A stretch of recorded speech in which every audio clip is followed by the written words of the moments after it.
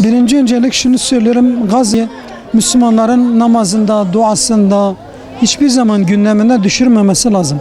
Özellikle şu son dönemler Dünya Kupası maçını çıkararak biraz daha onu gündeme getirerek diğer bir son durum da NATO'yu da ön plana çıkararak tamamıyla Gazze'yi gündeminden düşürmeye çalışıyorlar. Yani kendince bir ateşkes diye bitirdiler ama her gün katliamlar devam ediyor. Onun için biz Müslümanlar olarak elimizden geleni duamızda, maddi, manevi her konuda destek olmaya çalışalım. Yani boykota özellikle böyle Müslüman kardeşlerimizin bu konuda biraz daha hassasiyet göstermelerini istiyoruz. Yani biraz daha belki aldığımız deterjan diğerlerine göre daha az, daha temiz olmayabilir. Aldığımız gıdalar lezzeti biraz az olabilir ama bazen lezzetimizden, konforumuzdan, rahatlığımızdan kardeşlerimize tavsiyemiz biraz daha bu konuya dikkat etmemizi, elimizden gelen gayreti göstermemizi tavsiye ediyoruz. İnşallah bunu bütün Müslümanlar hep birlikte Allah'ın izniyle onlara boykot yaptığımızda daha büyük bir darbe vurmuş olacağız. Yani Yahudilerin temel ziyneti maddiyattır. Ona zarar verince onlar belki bundan dolayı bu boykot dilinden anlıyor diye bu şekilde düşünüyorum.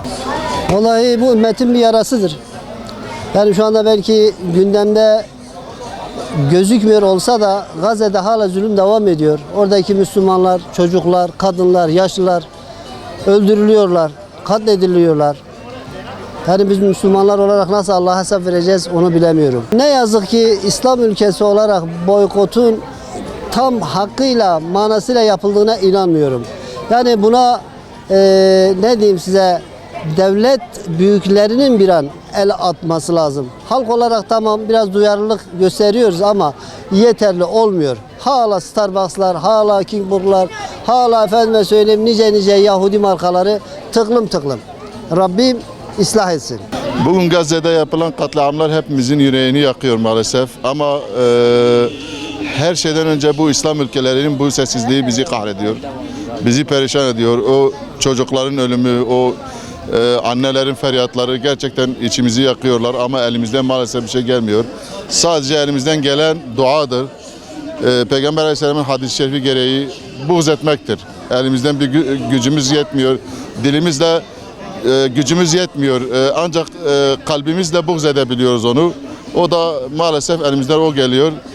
Allah-u Teala onların yardımcıları olsun. Boykot yeteri kadar bence yapılmıyor. Müslümanlar o kadar dikkat etmiyorlar. Yani boykot yeteri kadar yapılsa bugün bakıyoruz ki gerçekten çoğu boykottan dolayı çoğu İsrail'e destek veren firmalar kapanıyor. Tek tek kapanıyor ama yeterince gerçekten boykot yapılmıyor. Yapılsa çok güzel olacaktır, geri adım atacaktır. Çünkü Yahudinin affedersin dini imanı paradır. Parasını kaybederse her şeyini kaybetmiş olur. Ama biz Müslümanlar olarak çoğu yerde dikkat edemiyoruz maalesef.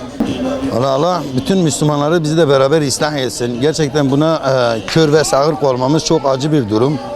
Müslümanların bir önce ellerinden ne geliyorsa gerek maddi gerek manevi her türlü şeyi yapması gerekiyor yani. Anlamıyorum abi. Halk maalesef çok duyarsız kalıyor buna. Gerçekten çok önemlidir boykot. Bugün internet haberlerine de baktığımıza göre yani Coca-Cola gibi veya McDonald's gibi şeylerin çok zarar ettiğini duyuyoruz. Buna rağmen ne yazık ki millet biraz sessiz kalıyor hocam.